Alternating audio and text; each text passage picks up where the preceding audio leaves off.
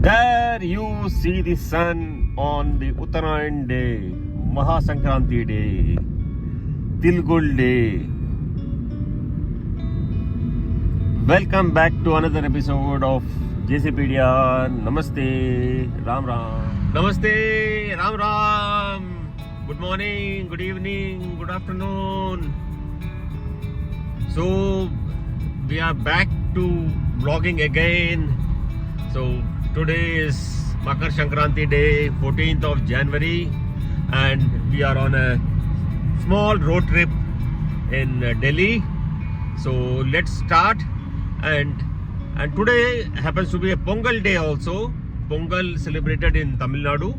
So let me share some interesting fact about Pongal as well.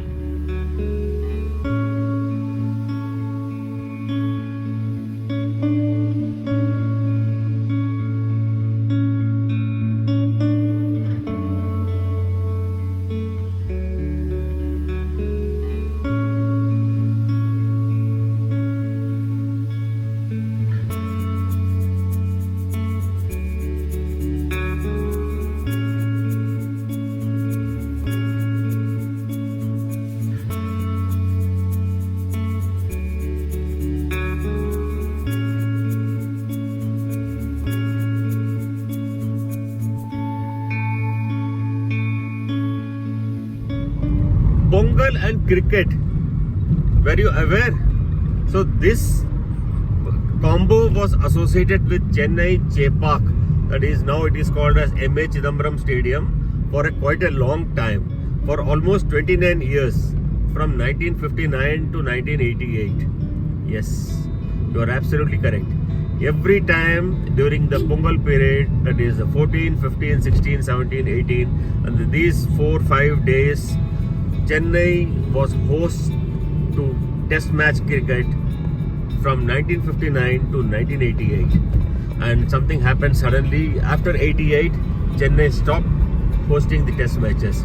So once upon a time, it was as famous as MCG hosting the Test matches on the Boxing Day on December 26.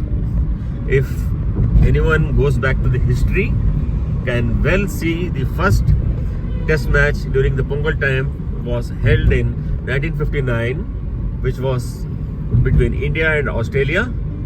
Australian captain was Richie Benaud.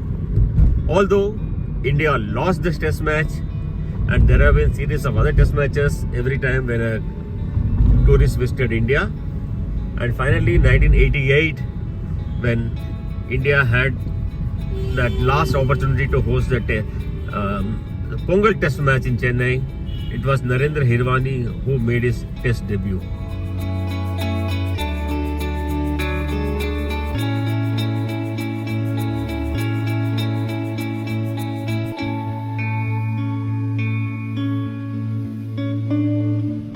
That 1988 Chennai Test match, which Narendra Hirwani made his Test debut, and he took a remarkable 16 wickets for 136 runs. And now the Pongal Test is no longer a regular feature in India's cricket calendar, but of course it remains a nostalgic reminder of Indian cricket's rich history.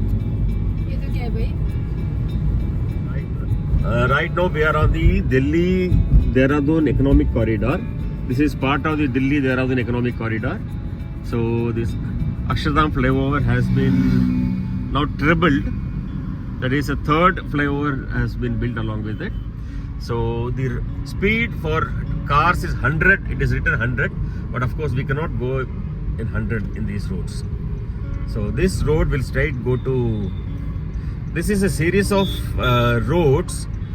This is not an expressway, although it was said it was an expressway, but it is not an expressway. It is called Economic Corridor. Economic Corridor. First, it will connect to Delhi to Eastern Peripheral, Delhi UP border, Loni, then express Eastern Peripheral, then Eastern Peripheral to outskirts of Baghpat, then to outskirts of Saharanpur, then it will connect that Ambala-Dehradun road. So all these roads have been either made four lane or 3 lane, and some of the portion are either brownfield or greenfield. You know what is brownfield and what is greenfield? Greenfield is acquiring a new land and getting it done, and brownfield is expanding those existing roads. So coming back to cricket, yes, nostalgic times. Pongal was a time when cricket ruled Chennai, and those were the days when the TV was not that much popular, and I still remember listening to the radio commentary in English. Raju Bharathan, Anand Setalvad, Suresh Saraiya, and many others giving commentary in English. And later, those days there used to be separate commentary for English and Hindi, and subsequently it was merged, and Hindi and English will be alternate. So this was a nostalgic memory regarding the Pongal times, and it's a 3-day holiday in Chennai and Tamil Nadu. So people celebrated the Harvest Festival with fanfare. So after this test match of 1988, so there has not been any test match during Pongal time in Chennai.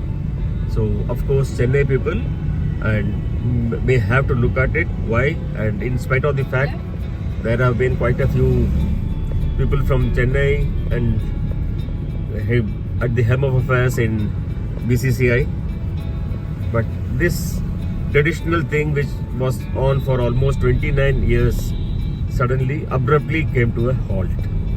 So this piece of information I just wanted to share in JCpedia's today's blog. So about this Chennai cricket and it has Pongal time cricket in Chennai, I would like to thank my ex-colleague, banking colleague Rajit Divetia. He was an ex-cricketer also, and now writes for some Times of India occasionally, and also comes on TV channels. So, and for taking the liberty of pulling out this information from his Instagram page, and also going into ESPN website to get the scorecards and all. Thanks Rajit for this piece of information which I could gather from your Instagram page. So really some such sort of statistics coming out from you helps to get the cricket buffs like me at times. Thanks once again. I think today's vlog will be of very interesting point for you, and if already not subscribed, request you to please subscribe to my channel, and also like the video, and also share with your friends as well. Thanks for watching JCpedia.